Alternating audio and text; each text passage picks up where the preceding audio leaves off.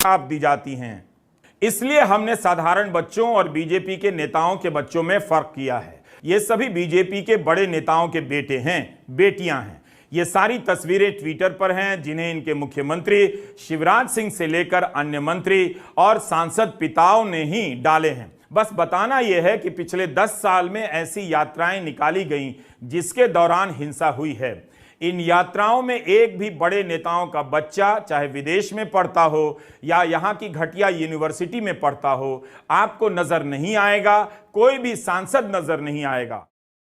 बात यह है कि बड़े नेताओं के बच्चे अमेरिका पढ़ने चले जाते हैं और साधारण घरों के बच्चे धर्म के नाम पर गुंडा बनाकर सड़क पर उतारे जा रहे हैं। एक तरह से यह पूरा मामला इन गरीब घरों के बच्चों को आउटसोर्स कर दिया गया है ताकि कोर्ट कचहरी की राजनीतिक कीमत नेताओं को ना चुकानी पड़े, जेल ना जाना पड़े या इस्तीफा ना देना पड़े। यही खेल आपको समझना है। अभी समझ नहीं आएगा, 20 साल बाद आप समझेंगे, जब ठीक से सब बर्बाद हो जाएगा। दैनिक भास्कर के रवि श्रीवास्तव ने यूपी के कासगंज के चंदन गुप्ता पर एक रिपोर्ट प्रकाशित की है। यह चंदन गुप्ता की मूर्ति है जो 5 साल से अनावरण का इंतजार कर रही है। पिता का कहना है कि किसी नेता को फुर्सत नहीं है कि अनावरण करे। उसकी मौत की बरसी पर हमें वहां दिया तक नहीं जलाने देते हैं। यह सब अखबार में लिखा है, वही पढ़ रहा हूं। बेटी को सरकारी नौकरी दी गई, 6 महीने बाद ही निकाल दिया गया।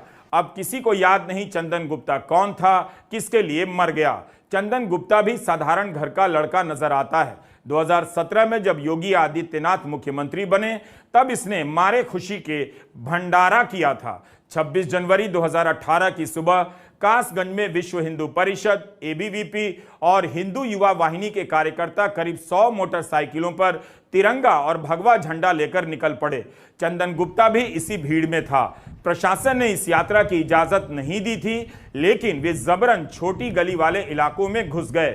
वहां पहले से गणतंत्र दिवस का कार्यक्रम हो रहा था।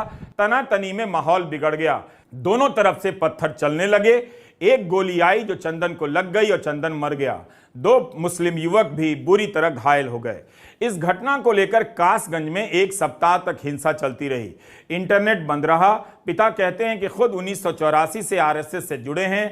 चंदन भी अखिल भारतीय विद्यार्थी परिषद का सदस्य रहा है। मां का बयान है कि योगी जी के जनता दरबार में उन्हें अपमानित किया गया, वापस भेज दिया गया। चंदन के केस का ट्रायल शुरू हो चुका है। 2018 से 23 आ गया है। मां पिता को इंसाफ नहीं मिला। भास्कर की रिपोर्ट में पिता ने कहा है कि वे बीजेपी के समर्थक हैं और बेटे की हत्या के बाद भी पिछले विधानसभा चुनाव में बीजेपी को ही वोट दिया। अदनान खान ने हमारे लिए यह वीडियो जुटाया है। चंदन को न्याय मिलना चाहिए जो उसके साथ हुआ है।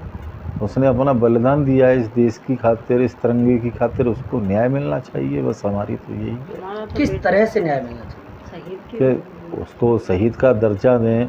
उसकी अधूरी प्रतिमा का अनावरण नहीं हुआ है अभी तक, उसका करें। जो बताएं योगी जी के प्रभारी मंत्री जी ने घोषणाएं की, वो भी सब अधूरी पड़ी हुई हैं। नौकरी उसकी दी थी, लेकिन वो 5 महीने बाद वो पद ही खत्म कर दिया गया। लोग क्या आप कहेंगे इसको? तो नौकरी देनी चाहिए।